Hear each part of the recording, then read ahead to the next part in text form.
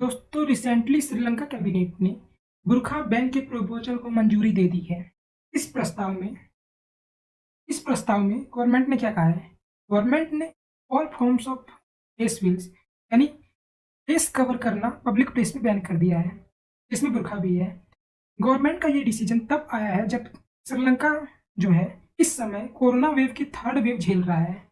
हालांकि श्रीलंका गवर्नमेंट का ये कदम जो है वो पहली बार नहीं है। इससे पहले भी श्रीलंका गवर्नमेंट ये डिसीजन लेते आई है। आज से 2 साल पहले अप्रैल 2019 में श्रीलंका में ईस्टर अटैक हुआ था। श्रीलंका में ईस्टर अटैक हुआ था जिसमें 3 होटल और 3 चर्च पे टेररिस्ट ने अटैक करा था, जो कि इस्लामिक टेररिस्ट थे, जिसमें लगभग 250 से ज़्यादा लोगों की जान चली गई थी। उस समय भी श्रीलंका गवर्नमेंट ने टेम्पररली बुर्का पहनना उसे बैन कर दिया था।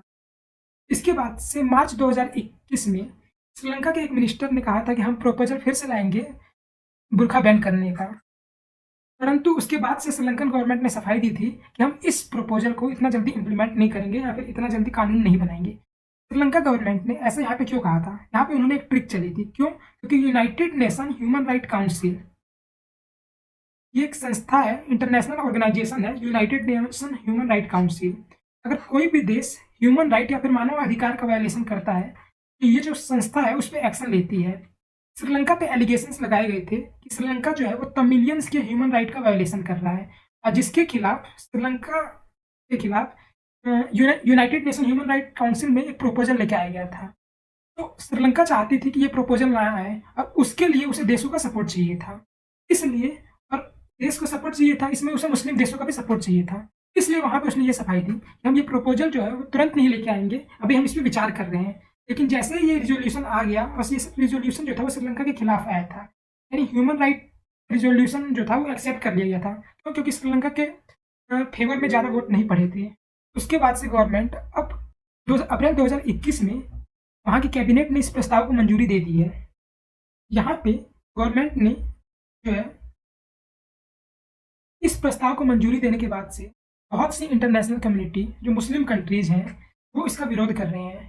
जैसे कि पाकिस्तान के राजदूत हैं श्रीलंका में, उन्होंने कहा है कि ये जो स्टेप है श्रीलंकन गवर्नमेंट का, वो वहाँ के मुस्लिम्स जो हैं उनके फीलिंग्स को, उनके सेंटिमेंट्स को हर्ट करेगा।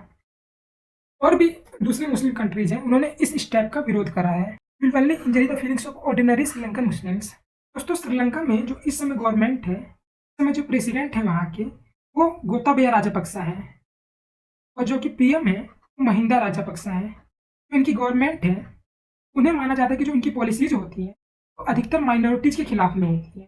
जो श्रीलंका जो देश है उसमें मेजोरिटी किसकी है? तो बुद्धिस्ट लोगों की मेजोरिटी है, और उसके बाद से जो तमिलियंस हैं या फिर जो मुस्लिम्स हैं वो माइनॉरिटीज़ में हैं। तो इनकी जो भी पॉलिसीज होती हैं ऐसा माना जाता है कि इनके खिलाफ, तो इस पॉलिसीज को भी गवर्नमेंट के इस स्टेप को भी माइनॉरिटीज़ के खिलाफ हमला देखा जा रहा है। गवर्नमेंट माइनॉरिटीज़ के राइट्स को लगातार बैन करती आई है और इस स्टेप से भी बैन करती जा रही है।